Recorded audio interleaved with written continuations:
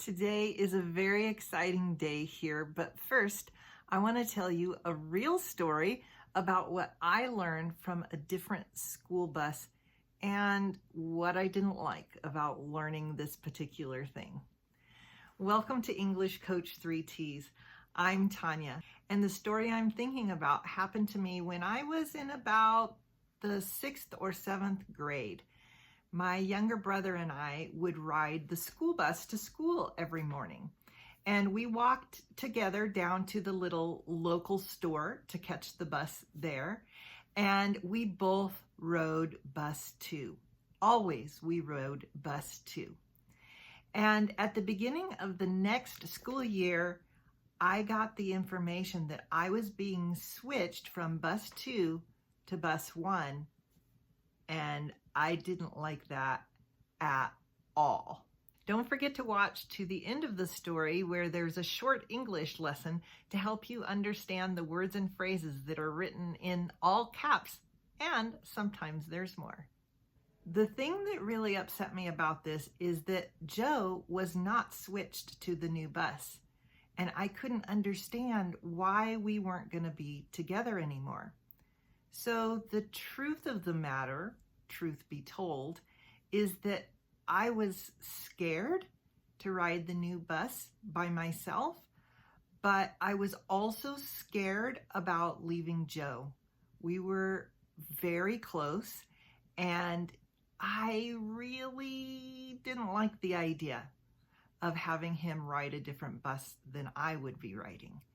So one night I was particularly upset about this, and my dad was talking me through it and saying, maybe there will be something good about it. And I was like, no, there won't be anything good about it. I don't want to ride the other bus. I need you to call the school and tell them that I'm not going to ride bus 1. I'm staying on bus 2. I was very stubborn. You could say I was stuck in my tracks, and this is the way it was going to be for me. And in my 13, 14-year-old, I guess maybe like 12, 13-year-old head, I didn't see any other way. So the day came when I had to go walk down with my brother to the bus stop, but get on a different bus. And I was adamant. I was sure that there was no way anything good could come out of riding a different bus than my brother. And I remember when he got on the bus that the two of us usually got on, feeling this terribly scared feeling inside of me. Can you relate to a time, especially as a child, when you had to do something you didn't want to do and you felt super scared? That's how I felt. You could say I was terrified. Now, as an adult, I know that the situation was not terrifying, but as a child, not a young child, we would call that age a tween. So I wasn't a little child, but I was still a child, and I was scared. So it was time to get on the bus, and I can remember the doors opening with that squeaking sound they always made, and walking up, more like trudging up the steps into the bus, and looking down the row, looking down the aisle, and seeing that all the seats were full. And my worst nightmare was coming true.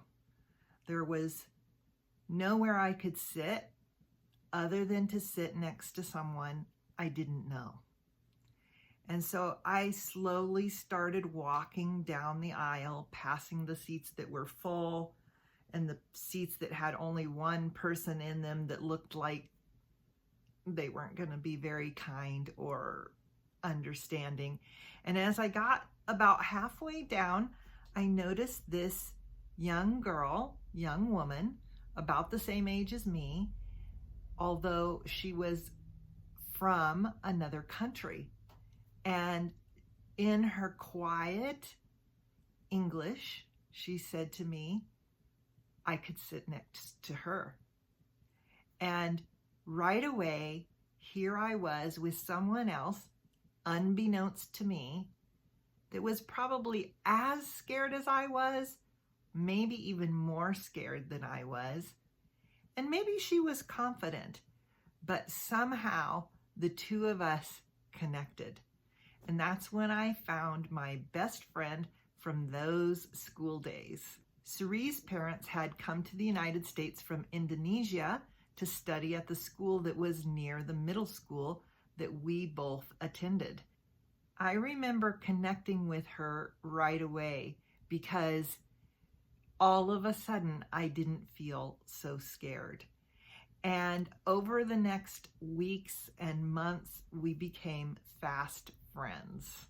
Most of all, what I remember is having a friend not only on the school bus, but in the school as well. Someone that you could connect with. Not all the time, because Cerie was a year older than me, but when we would be in the hallways between classes, sometimes I would see her or I would see her at other breaks that we had during the day. And it was a very good thing for me and for my self-esteem.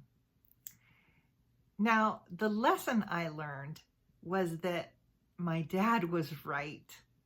Something good did happen out of what seemed like a horrible situation to me.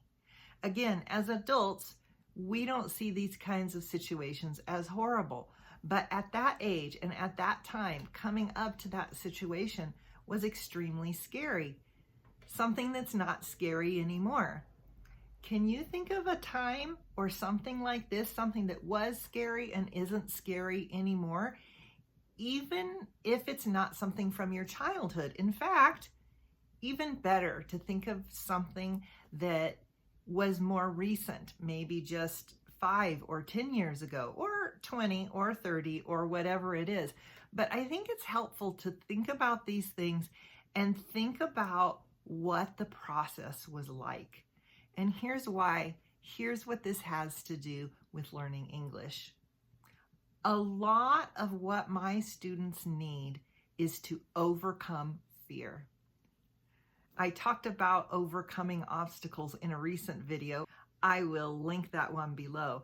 And fear is one of the biggest obstacles we have to overcome, whether it is something like riding a different bus where we aren't going to be in a place that's familiar with people that are familiar, or something that is scary for people all over the world, or at least nerve-wracking, like having an interview or having an interview in your second language. These are the kind of things we're all confronted with in life on a regular basis. So taking a minute to think about these things and think about how we got through them before is beneficial to us. Don't forget to stay tuned for the short English lesson I'm going to share with you here in just a couple minutes. But first, I want to tell you about the exciting news that I received today. Earlier, I was just setting up and getting ready to make this video when I got a video call from Tiana. So excited because her short story, or she has told me it's called flash fiction, has been published in a magazine that's sold in Barnes & Noble. Now, this is very exciting news for Tiana. Can you remember reaching a goal, maybe a lifetime goal like Tiana has had? Tiana has had this lifetime goal of being published. She's been published in other things, but being published in something that's sold in Barnes & Noble. Barnes & Noble is either the biggest, largest, most well-known bookseller in the United States, or it's one of the biggest. And for her, this is a huge stepping stone. So can you think of a goal like this, a lifetime goal, or even just a more recent goal? When you've achieved it, that great feeling that you have, I want to share a video with you of Tiana so that you can see the sheer excitement that she has in achieving this goal that I also share with her.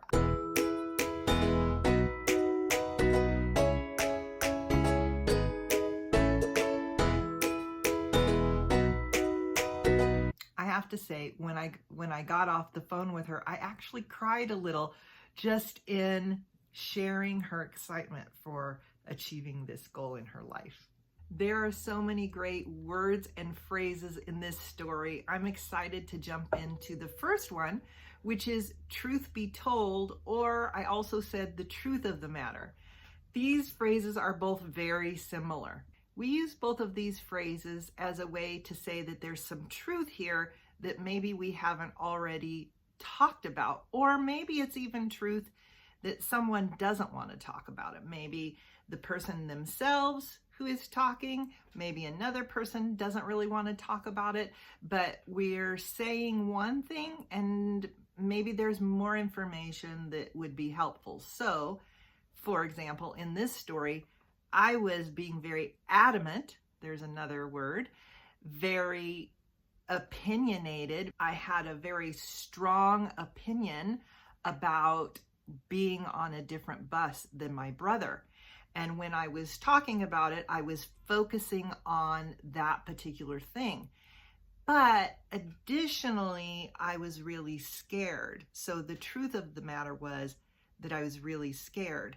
But I wanted to focus on this other thing because maybe I had a hard time admitting that I was scared, especially since I was the bigger sister, the older sister. So in a way, I felt like I needed to be brave, but here I was feeling scared. So I said adamant. Adamant, when we're adamant about something, it means we're unwavering. So this is wavering. Unwavering would mean that we aren't going to change our mind. We have something very strong to say about this. In a way, you could almost say stubborn, but it's a nice way to say a very similar thing. I referred to the age group of tweens in this story. This is a common word we use to talk about the age group between childhood and being a teenager, which we usually think of as about from age 10 to 12, because when you turn 13, you're a teenager. But when you're 10, you're not really exactly like the little kids anymore. A good example of this one would be, I know a lot of tweens who are eager to be teenagers. When I started to talk about getting on the bus, I used two words that are very useful, especially in explaining the situation. One was the squeaking sound of the door. The reason I do this is that our school bus doors pulled sideways like this, and they made a very loud squeak. A squeak is like, but you know, also it was kind of a scratching noise, like all at the same time. It's a very distinct sound. So I don't know if school buses around the world have this sound. Did you ride a school bus, or do you know someone who rode a school bus? I'd be curious to know if this is kind of a universal sound or more just sort of buses here in the United States. I said that I trudged up the steps. So trudging is walking in kind of a slow, not very happy manner. So we usually talk about trudging when we're going somewhere reluctantly. Reluctantly is a bonus word, meaning we don't want to do it, we're doing it. Even though we don't want to do it, we're doing it reluctantly. And trudging is kind of what we do when we're walking reluctantly. We also use this word to trudge, especially if we have to walk through something that's making it more difficult, like trudging through the mud or trudging through the snow. Once I got on the bus, I looked down the aisle. The aisle is like the path that you can walk down between the seats. And this word is very useful when you're talking about shopping, especially in stores like grocery stores or big box stores here in the United States like Target and Walmart. They have these huge shelves with an aisle down the middle. And so you'll hear people refer to something on an aisle number, like the tomato sauce is on aisle 5 or whatever aisle it's on. I used the phrase, my worst nightmare was coming true. We use this phrase to refer to something that we really don't want to have happen. So, in reality, again, as a child, that might have been my worst nightmare. I can tell you that it really wasn't. But at that moment, sometimes at that moment, we feel like something is really horrible. We feel like it is our worst nightmare coming true. Can you relate to feeling like this? I mean, I know you relate to feeling like this. Can you think of a time when you felt like your worst nightmare was coming true? I'd love to hear about it in the comments. I talked about once I got on the bus, there was something unbeknownst to me. This seems like kind of a big word. It even seems kind of old-fashioned. Really what we're saying is it's something I didn't know. And yes, it's really easy to say there was something there that I didn't know would happen. It just adds more drama to the story when we say there was something unbeknownst to me, something that I didn't know, something that I didn't expect. Then the person who's listening to the story, it just adds a little more mystery. And so it's a great word to use when you're telling stories for your personal life with family and friends, but even in the professional world, you could use this word to talk about something that was unbeknownst to someone. I said that Suri and I became fast friends.